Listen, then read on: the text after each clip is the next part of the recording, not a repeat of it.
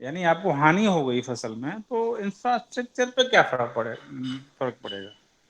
हाँ, इतना तो हो सकता है कि अगर अच्छी इंफ्रास्ट्रक्चर है तो वो किसानों को मदद दे सकती है।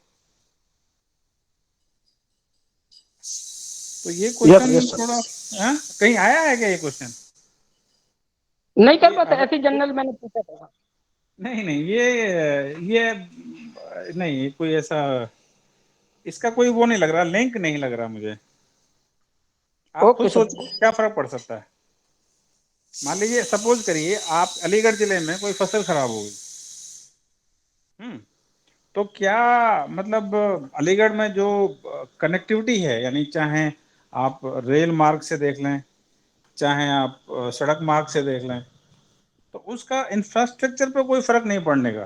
क्या फर्क पड़ेगा उस पर? वो तो फर्क जो भी पड़ेगा वो किसानों के ऊपर पड़ेगा। भाई उसकी इनकम कम हो जाएगी, जी सर। वो गरीब हो जाएगा। जी सर, वही मैं बस हाँ, इतना इतना हो सकता है कि वो जाना आना कम कर दे, कहीं जाना आना कम कर देगा अपने खर्चे बचाने के लिए। तो टोल टैक्स जब जाएगा ही कहीं नहीं, तो टोल टैक्स भी नहीं देगा। तो जो एक अथॉरिटी है जिसको हम national highway authority of India NHAI बोलते हैं, उसकी कुछ इनकम उस पर्टिकुलर एरिया में कम हो सकती है बस। लेकिन वो कोई लिंक इसमें समझ में नहीं आ रहा मुझे। हाँ, बताइए वो। Okay sir, thank you. Hmm.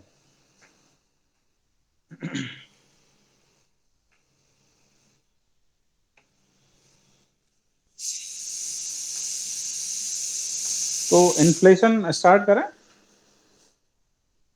Yes sir.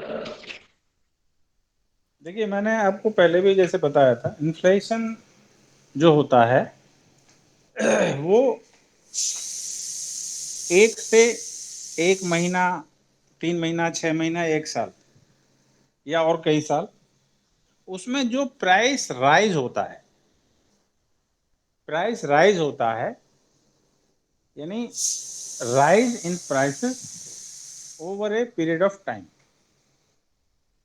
उसको इन्फ्लेशन कहते हैं। एक छोटी सी डेफिनेशन इसकी, यानी महंगाई, इसको महंगाई बोलते हैं। महंगाई का मतलब ये हुआ कि किसी भी चीज की कीमतें बढ़ गई। मान लीजिए दूध है, दालें हैं, या फूड ग्रेन्स हैं आपके, उनके अगर दामों में अगर वो बढ़ते हैं, तो उसको कहते हैं इन्फ्लेशन, महंगाई। अब इन्फ्लेशन और वैल्यू ऑफ मनी, जैसे मान लीजिए आपके पास आपकी जो इनकम है वो 1 लाख रुपए महीने है। अब 1 लाख रुपए महीने इनकम है, तो इन्फ्लेशन का आपके ऊपर क्या इफेक्ट होगा? जैसे अगर हम कहें कि इन्फ्लेशन से वैल्यू ऑफ मनी वो जो है गिर जाती है, तो उसका क्या फर्क पड़ेगा आपके ऊपर? एक एग्जाम्पल से बताइए। आपकी इनकम है 1 लाख रुपए महीने है, और मान लीजिए इन्फ्लेशन वो इसी पीरियड में 10% बढ़ गया, तो इसका क्या प्रभाव पड़ा आपके ऊपर?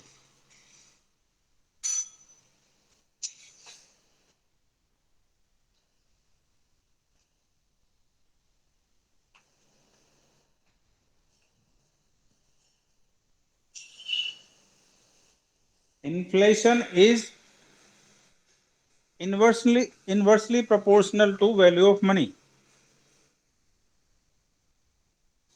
यानी जितनी इन्फ्लेशन बढ़ेगी, उतना ही आपकी जो रुपए की कीमत, रुपए का मूल्य है, वो कम हो जाएगा। जैसे मान लीजिए आपकी इनकम 1 लाख रुपए महीने है, इनकम तो बढ़ी नहीं आपकी, और आप इन्फ्लेशन बढ़ गया, तो आपकी जो रियल वैल्यू ऑफ मनी है वो कम हो गई। यानी आप 10% एक तरीके से गरीब हो गए।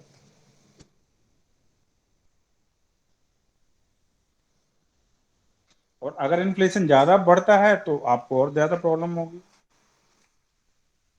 आपकी जो रियल वैल्यू ऑफ मनी है वो कम होती जाएगी।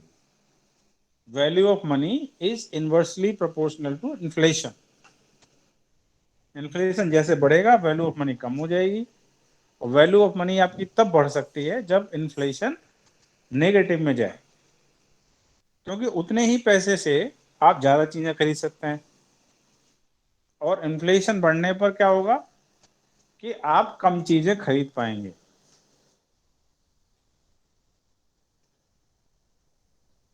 जैसे मैंने आपको बताया था कि इन्फ्लेशन बेसिकली क्या होता है कि जैसे दो डायरेक्शन में जा सकता है, डिमांड पुल और एक सप्लाई साइड से जाता है।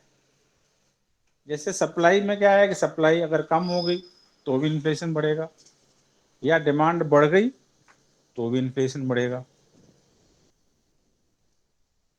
डिमांड जब बढ़ती है तो क्या होता है कि एक ही चीज के खरीदार बढ़ जाते हैं, या लोग उसी चीज को ज्यादा क्वांटिटी में खरीदने लगते हैं। तो मार्केट में जो फोर्सेस, जो विजिबल और इनविजिबल फोर्सेस काम कर रही होती हैं, वो जब डिमांड बढ़ती है तो उससे क्या होता है कि इन्फ्लेशन बढ़ जाता है, यानी उसकी कीमतें बढ़ जाती हैं उस चीज की।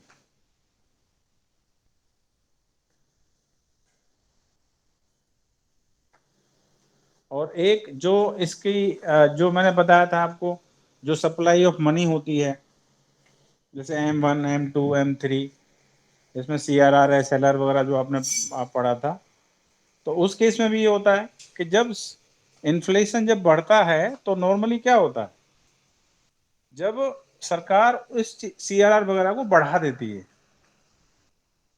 CRR बढ़ने से क्या होता है कि बैंकों की लैंडिंग कैपेसिटी कम हो जाती है। तो इन्फ्लेशन जब बढ़ता है तो CRR बढ़ा देती है गवर्नमेंट, तो उससे जो सप्लाई ऑफ मनी है, यानी lending capacity of the bank goes down. तो उस साइड से भी, यानी मनी सप्लाई का भी है इसमें। आपकी अगर डिमांड एज एग्रीगेट डिमांड जिसको बोलते हैं, कुल कुल मांग, एग्रीगेट डिमांड अगर बढ़ गई तो भी इन्फ्लेशन बढ़ेगा। एग्रीगेट सप्लाई कम हो गई तो भी इन्फ्लेशन बढ़ेगा। आप सपोज करिए आपकी मान लो ये है कि सरकार, कई बार आपने देखा होगा कि त्योहारों पर अक्सर महंगाई हो जाती है।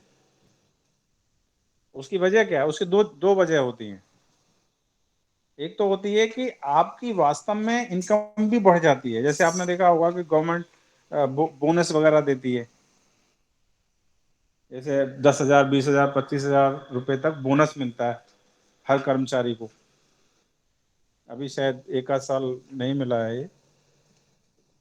तो उस केस में भी क्या है कि आपकी आपकी जो इनकम है वो बढ़ गई। तो इनकम बढ़ने से क्या होता है कि आप ज्यादा चीजें खरीदते हैं, यानी नंबर ऑफ आइटम्स खरीदते हैं, या एक ही आइटम की ज्यादा क्वांटिटी खरीदते हैं। तो जब डिमांड बढ़ जाती है तो इन्फ्लेशन बढ़ जाता है। तो त्योहारों पे मैंने बताया, एक तो ये वजह है कि कई बार आपके जेब में भी ज्यादा पैसे आते हैं, और दूसरे कि डिमांड बढ़ गई आपकी, तो डिमांड बढ़ गई, और दूसरे आपकी इनकम बढ़ गई। क्योंकि जो नॉर्मल डिमांड रहती है वो त्योहार आने पर वो थोड़ी बढ़ जाती है, मतलब 15 से 20% 25% तक वो बढ़ जाती है। तो इन्फ्लेशन के जो रीजंस होते हैं वो कोई एक नहीं होता, बहुत सारे होते हैं। अगर हम मॉनेटरी साइड से देखें तो आपकी मनी सप्लाई हो गई, और अगर आप फिस्कल साइड से देखते हैं, फिस्कल साइड से, तो उस केस में क्या होता है, जैसे गवर्नमेंट ने टैक्सेस बढ़ा दिए मान लीजिए, तो चीजें महंगी हो गई। ये बात अलग है कि जब डिमांड जब बिल्कुल कम होती जाती है तो वो डिफ्लेशन के उसमें आती है, तो फिर से गवर्नमेंट को वही स्टेप लेने पड़ते हैं कि भाई डिमांड बढ़ जाए, थोड़ा सा इन्फ्लेशन बढ़ जाए। तो जैसे मान लीजिए टैक्सेस बढ़ा दिए गवर्नमेंट ने, चाहे आपका इनकम टैक्स बढ़ा दिया, या कमोडिटीज के ऊपर टैक्सेस बढ़ा दिए तो उस केस में भी चीजें महंगी हो जाती हैं। मॉनेटरी साइड से अगर मनी सप्लाई बढ़ गई तो इन्फ्लेशन बढ़ जाएगा, और मनी सप्लाई कम हो गई तो इन्फ्लेशन डाउन होने के चांसेस रहते हैं। दूसरा और भी, जैसे डिमांड साइड, अगर डिमांड बहुत ज़्यादा बढ़ गई किसी चीज़ की तो भी इन्फ्लेशन बढ़ेगा। कई बार फसल खराब हो गई, आपने देखा होगा कि कई बार टमाटर की फसल खराब हो गई, कभी प्याज की खराब हो जाती है, कभी आलू की खराब हो जाती है, कभी गन्ना कम हो जाता है। तो उस केस में जब सप्लाई कम हो जाती है कंज्यूमर गुड्स की, तो उस केस में भी इन्फ्लेशन बढ़ता है। बहुत सारे मतलब फैक्टर्स होते हैं इन्फ्लेशन बढ़ने के। अब जो जो रीजंस हैं इन्फ्लेशन बढ़ाने के, वही उसके कंट्रोल करने के भी हैं। लाइक अगर जैसे मनी सप्लाई बढ़ने से इन्फ्लेशन हो रहा है तो मनी सप्लाई को कम कर दिया जाए, मनी सप्लाई कम कर दिया जाए। तो मनी सप्लाई कैसे कम होगी कि जब आपका CRR और SLR कम कर दिया जाएगा।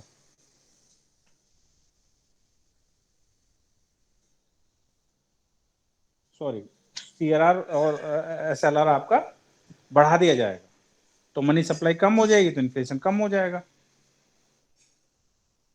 ऐसे ही अगर इन्फ्लेशन ज़्यादा है तो अगर वो डिमांड साइड से हुआ है तो फिर गवर्नमेंट क्या करेगी, उस पर टैक्सेस बढ़ा देगी। मतलब टैक्सेस बढ़ने से ही एक बार इन्फ्लेशन भी हुआ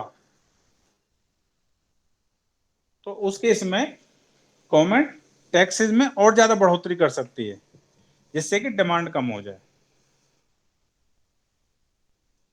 क्योंकि जब चीज़ें ज़्यादा महंगी होंगी तो लोग कम करेंगे। तो ये मेजर्स चलते रहते हैं इन्फ्लेशन को कंट्रोल करने के लिए। और इन्फ्लेशन का देखिए सबसे ज्यादा प्रभाव किस वर्ग पर पड़ता है। इन्फ्लेशन का सबसे ज्यादा प्रभाव किस वर्ग पर पड़ता है?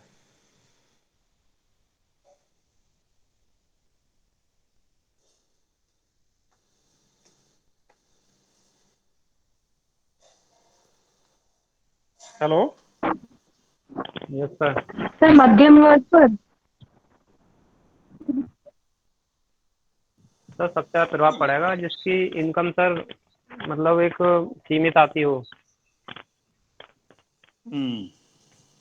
और सर देखिए, जिसका मतलब मान लीजिए किसी की मंथली इनकम से मतलब सेम आ रही है, उसका प्रभाव ज़्यादा पड़ेगा। लेकिन सर कोई करदाता है ना, उसको लाभ हो जाएगा इसमें, जिसे मतलब देखिए अपना मैं खर्च आपको कम बताता हूँ, किसी भी चीज का मतलब, मैं इन्फ्लेशन की बात नहीं कर रहा हूँ, कोई भी चीज आप सोच के देख लें, उस सबका प्रभाव वहां पड़ता है जो एज पे बैठे होते हैं लोग।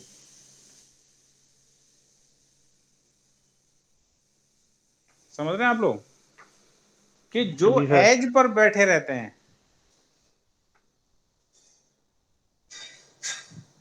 एज पे कौन होता है? गरीब लोग, जो रोज कमाता है रोज खाता है। तो जो सबसे ज्यादा जो अफेक्टेड है इसमें इन्फ्लेशन में, वो रहता है आपका पुअरेस्ट ऑफ द पुअर।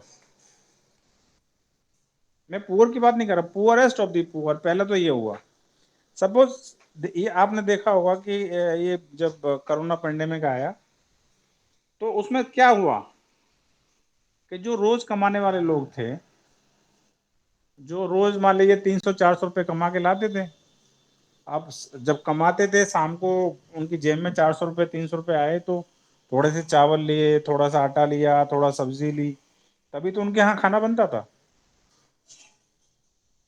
उनका ऐसा तो है नहीं कि पहले से ही उनके पास 10-20 हज़ार 50 हज़ार रुपये रखे, क्योंकि 10-20-50 हज़ार तब इकट्ठे होंगे जब वो मान लीजिए 400 रुपये कमा रहा है और खर्चा उसका 250 रुपये है। तो इन्फ्लेशन का सबसे बुरा प्रभाव गरीबों पर पड़ता है। ऐसे पड़ेगा जैसे मान लीजिए दाल है, अब वो उसका उसका जो मजदूरी है वो तो उतनी है।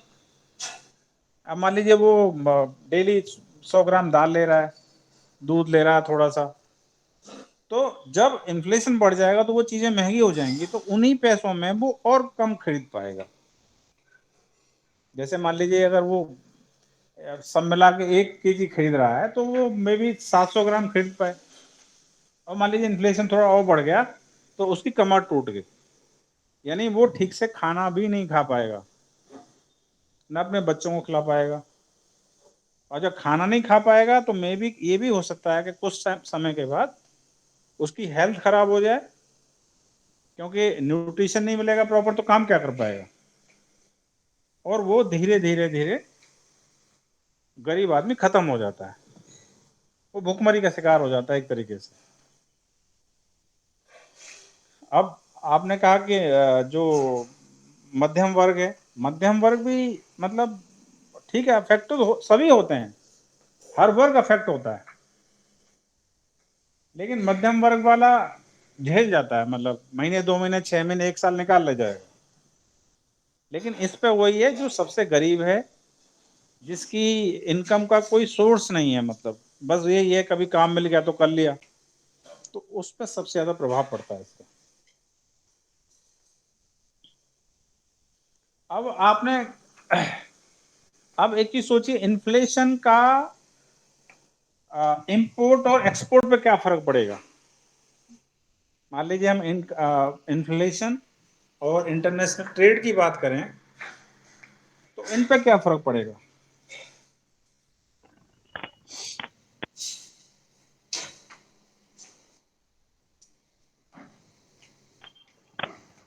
सर एक minute. Inflation hello. And international trade, और मतलब इंटरनेशनल ट्रेड निर्यात मतलब कम हो जाएगा, लेकिन सर आयात कम हो जाएगा, निर्यात बढ़ जाएगा। आयात कम हो जाएगा, इंपोर्ट कम हो जाएगा, और जी सर, और एक्सपोर्ट निर्यात बढ़ बढ़ जाएगा, जाएगा।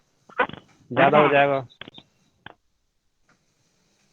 नहीं, मुझे तो नहीं लगता, मुझे लगता है एक्सपोर्ट कम हो जाएगा। सर हो सकता है मैं गलत सर बता दिया। निर्यात हाँ सर, अपने शायद देश मैं गलत से बोल कम हो रहा जाएगा, क्योंकि जब हमारे पास ही उन वस्तुओं की स्टॉक नहीं है तो यहाँ कमी है, तो हम उस अन्य देशों को निर्यात कैसे कर पाएंगे।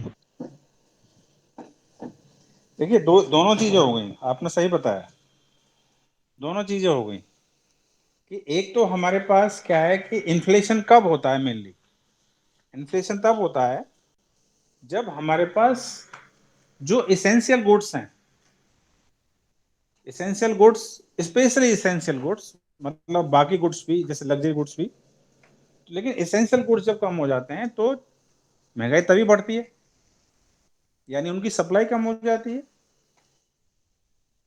तो जब हमारे पास ऑलरेडी मतलब गुड्स की कमी है तो हम एक्सपोर्ट क्या करेंगे, नंबर वन। नंबर दो, अब सपोज करिए इन्फ्लेशन है इकोनॉमी में, तो अब सपोज करिए आप किसी चीज को बना करके एक्सपोर्ट करते हैं,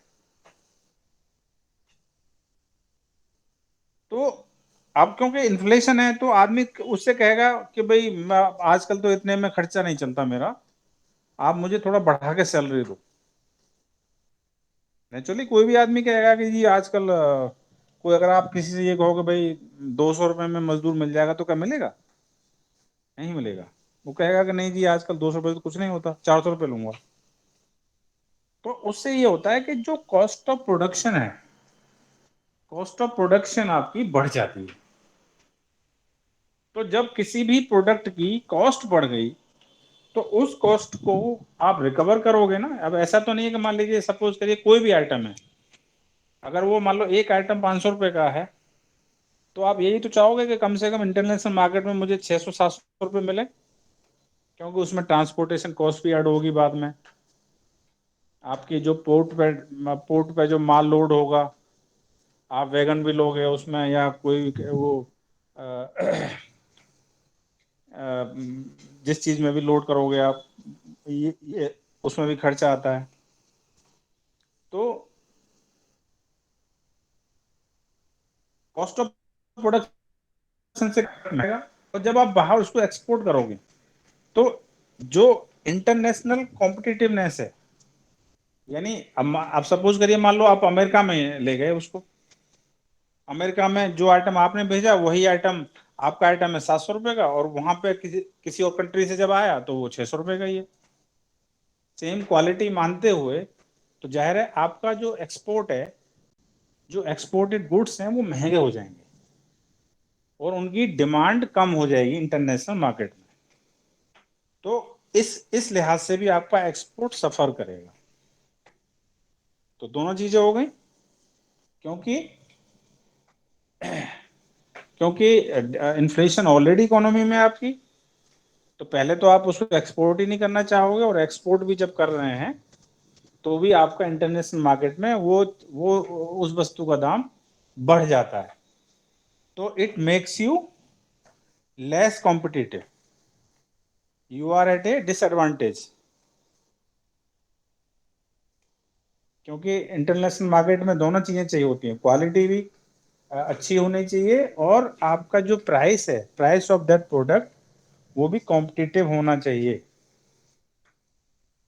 अगर ज़्यादा नहीं है, बाकियों के प्रोडक्ट से ज़्यादा नहीं है, तो बराबर होना चाहिए कम से कम, तभी आप इंटरनेशनल मार्केट में ठहर पाओगे, अदरवाइज बाहर हो जाओगे।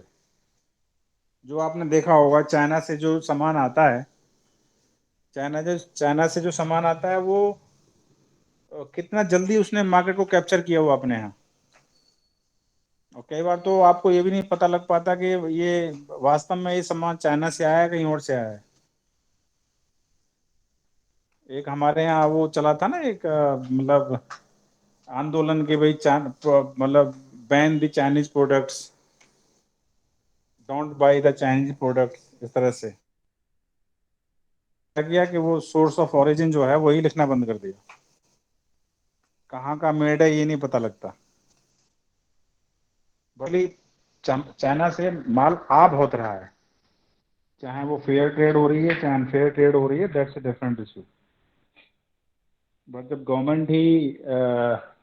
गवर्नमेंट की कोई पॉलिसी जब तक नहीं होगी तो उसको बैन करने की, तब तक क्या होगा, क्योंकि चाइनीज प्रोडक्ट सस्ते हैं, तो हर आदमी सोचता है कि यार अगर कोई चीज़ मुझे 60 रुपये मिल रही है तो 100 रुपये क्यों दूं मैं, 40 रुपये बचेंगे उससे कुछ और खरीद लूंगा। तो जब इन्फ्लेशन बढ़ता है तो आपके एक्सपोर्ट्स क्या होते हैं, महंगे हो जाते हैं, और इंटरनेशनल मार्केट में वो ठहर नहीं पाते, कॉम्पिटिटिवनेस नहीं रह पाती उनकी। अच्छा, इंपोर्ट से क्या होता है, इंपोर्ट पे क्या फर्क पड़ेगा, कुछ फर्क पड़ेगा?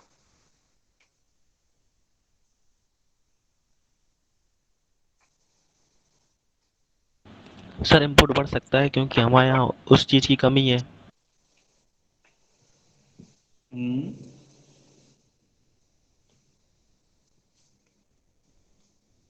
कहने का मतलब ये है कि जब इन्फ्लेशन होता है तो एक तो आपकी जो डिमांड साइड से, क्योंकि आपके यहाँ सप्लाई कम है तो वो चीज इंपोर्ट ज्यादा होगी।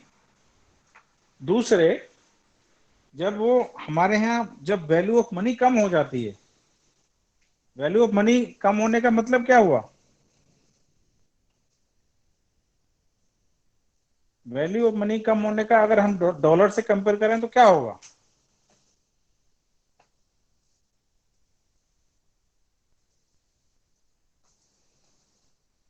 सर जैसे इंटरनेशनल मार्केट में मतलब 60। ये जी।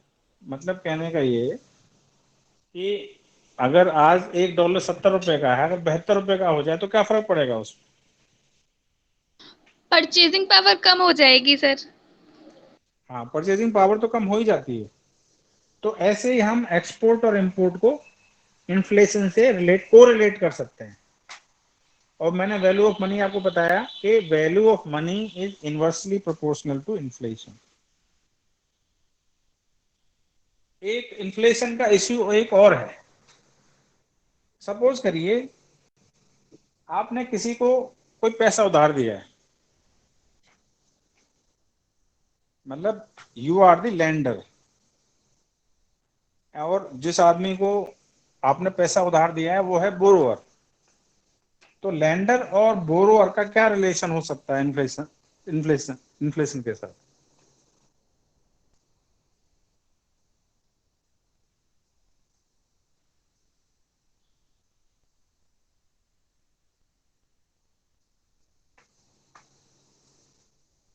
देखिए, सपोज करिए मैंने किसी को 10,000 रुपए का उधार दिया,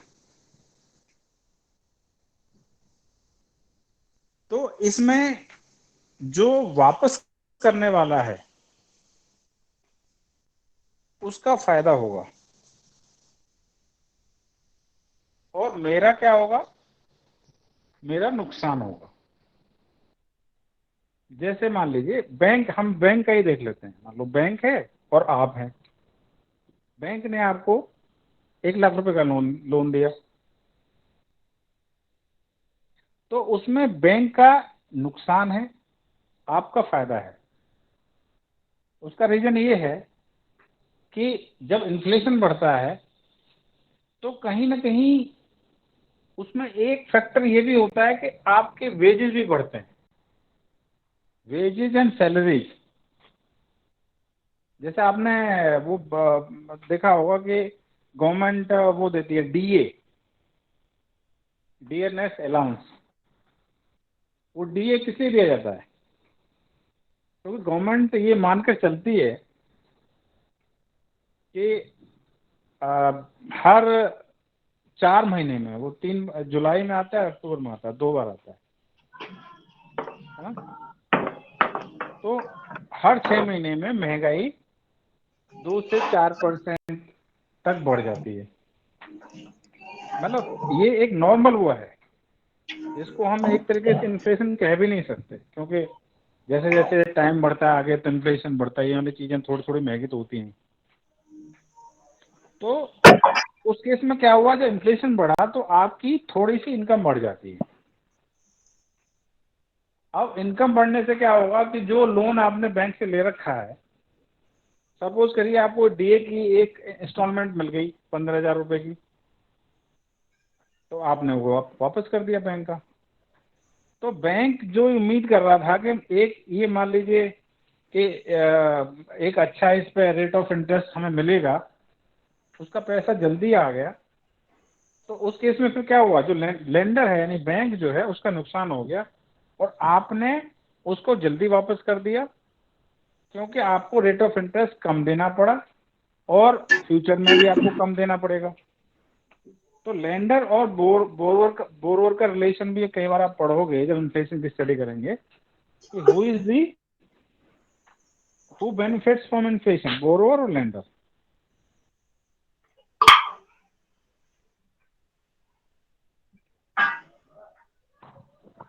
और इन्फ्लेशन का जो देखिए मैंने आपको बताया सबसे बड़ा जो बुरा प्रभाव पड़ता है वो पड़ता है पुअरेस्ट ऑफ द पुअर, जो लोग एज पे बैठे रहते हैं, यानी जिनके पास कोई परमानेंट सोर्स ऑफ इनकम नहीं है। अब आपने ये अभी पढ़ रहे होंगे आप लोग कि गवर्नमेंट किसानों को एक किस्त देती है 2,000 रुपए की। वो क्या 3 बार दिया जाता है, वो 4 बार दिया जाता है? 3 बार दिया जाता है सर। 3 बार दिया जाता है। तो 3 बार देने का मतलब है कि एक किसान को साल भर में 6,000 रुपये मिल गए। लेकिन आपने एक चीज पढ़ी होगी शुरू में ही कि एक चीज होती है फैक्टर्स ऑफ प्रोडक्शन। तो ये जो 6,000 रुपये किसानों को मिलते हैं वो फैक्टर्स ऑफ प्रोडक्शन नहीं है।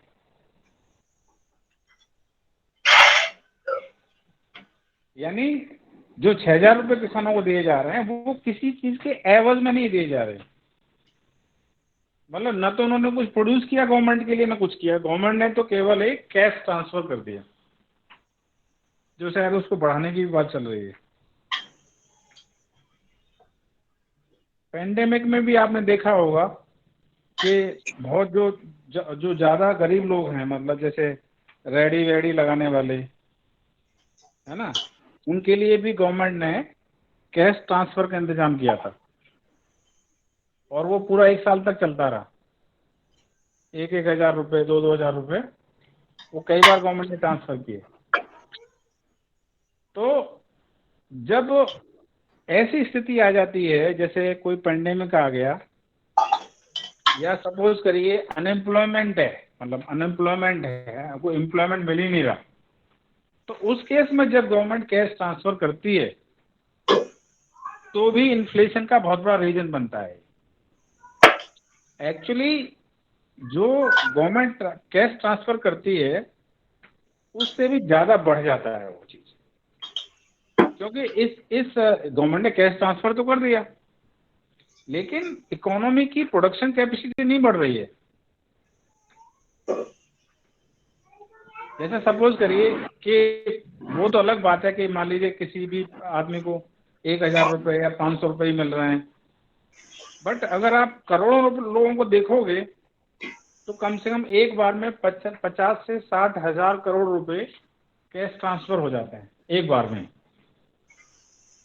जैसे एक किसान को 2,000 रुपये तो मिलते हैं, 2,000 रुपये कोई बहुत बड़ी चीज नहीं है। अगर 4 महीने में अगर 2,000 रुपये किसी को दे रहे हो, कोई बहुत बड़ी चीज तो नहीं है ये।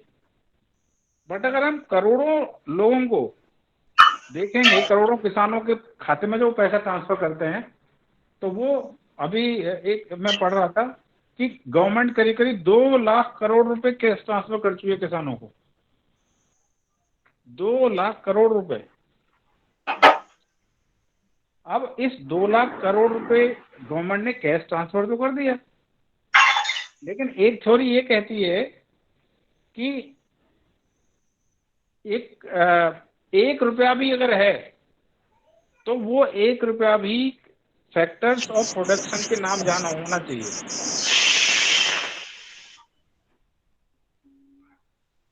यानी जब फैक्टर्स ऑफ प्रोडक्शन को पैसा मिलेगा तभी इकोनॉमी स्थिर रह सकती है। और ये जो 2 लाख रुपए कैश ट्रांसफर हो गए, इसकी एवज में कोई प्रोडक्शन नहीं बढ़ा। न तो मान लीजिए किसानों ने कोई सामान बनाया, न उस पैसे से कोई सड़क का निर्माण हुआ, न उस पैसे से न कोई स्कूल खोला गया, कुछ नहीं हुआ।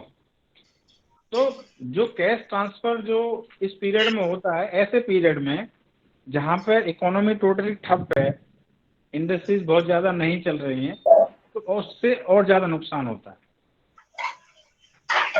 तो ये आप लोग पढ़ ही रहे होंगे कि इन्फ्लेशन इस पिछले 1.5 साल में काफी तेजी से बढ़ा है।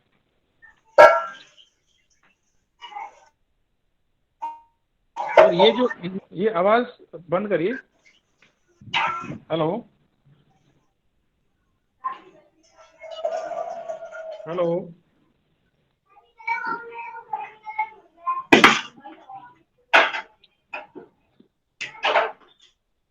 आवाज आ रही है आप लोगों को?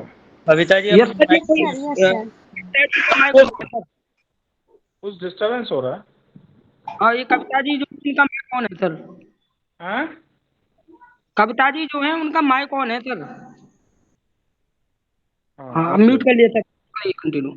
हाँ, बंद कर लीजिए।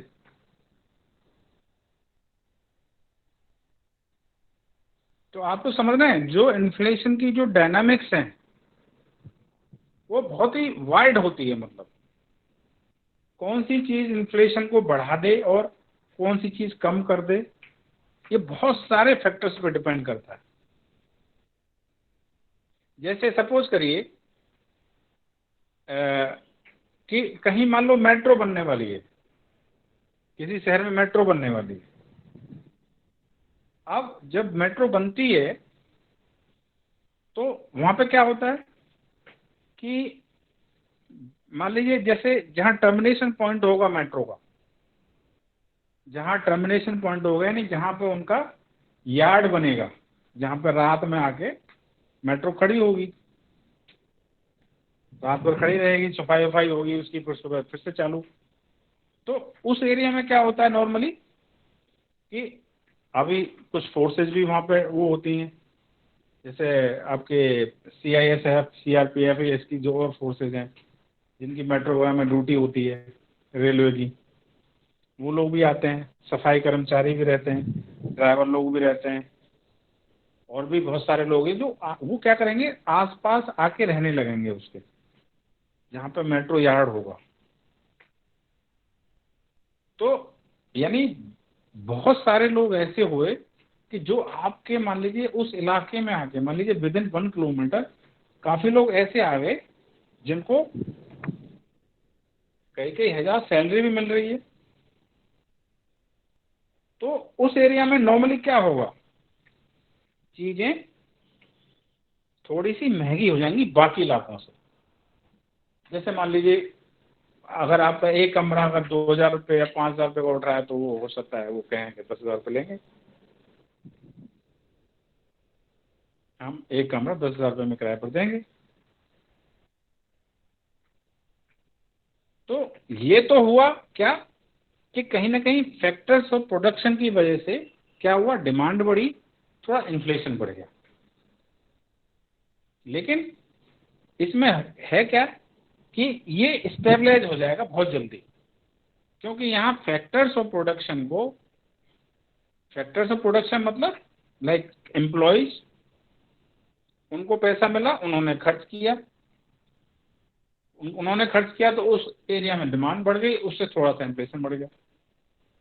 लेकिन प्रॉब्लम वहां आती है जब आप किसी को कैश देते हैं और उस कैश के एवज में आपको कोई काम होता हुआ नहीं दिखता, क्योंकि बंदे के हाथ में पैसा तो आ गया, लेकिन जो चीज वो खरीदने वाला है एक्स्ट्रा, वो मार्केट में अवेलेबल नहीं है या उतनी ही अवेलेबल है। तो जब कंपटीशन होगा उसी चीज को खरीदने के लिए, तो उसकी डिमांड बढ़ेगी। तो इन्फ्लेशन के बहुत सारे मतलब उसका एक कहते हैं ना कि हंड्रेड्स ऑफ फैक्टर्स होता है कि इन्फ्लेशन कहाँ से बढ़ा। कई बार मतलब गवर्नमेंट भी नहीं पता कर पाती है कि इन्फ्लेशन क्यों बढ़ रहा है। जैसे आपने देखा होगा कई बार क्या होता है कि जो आर्टिफिशियल फैक्टर्स होते हैं कई बार उनसे भी इन्फ्लेशन बढ़ जाता है। जैसे होर्डिंग कर लेते हैं लोग, यानी बाजार में वो अवेलेबल है चीज, लेकिन कुछ लोगों ने उसको होर्ड कर लिया, मतलब उसका काला बाजारी कर ली, तो उसकी वो एक आर्टिफिशियल शॉर्टेज पैदा कर देते हैं, उससे भी इन्फ्लेशन बढ़ता है। तो उस केस में गवर्नमेंट क्या करती है, फिर वो कई सारे कानून बना रखे हैं गवर्नमेंट ने, एसेंशियल कमोडिटीज एक्ट, एस्मा वगैरह ये सब, तो उसको लागू करके फिर वो धरपकड़ शुरू होती है जो काला बाजारी लोग करते हैं।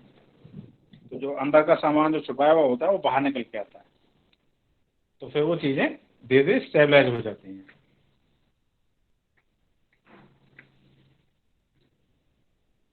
अब आपके दिमाग में कोई क्वेश्चन हो तो पूछ लीजिए। सर हमारा एक क्वेश्चन था सर, जैसे पेट्रोल और डीजल की जो इन्फ्लेशन हो रहा है तो उसमें डिमांड है, इसी पेट्रोल और डीजल का सर जो इन्फ्लेशन हो रहा है तो उसमें डिमांड भी है, लेकिन उसके हिसाब से उसकी सप्लाई भी हो रही है, फिर सर ये दाम कैसे बढ़ रहे हैं?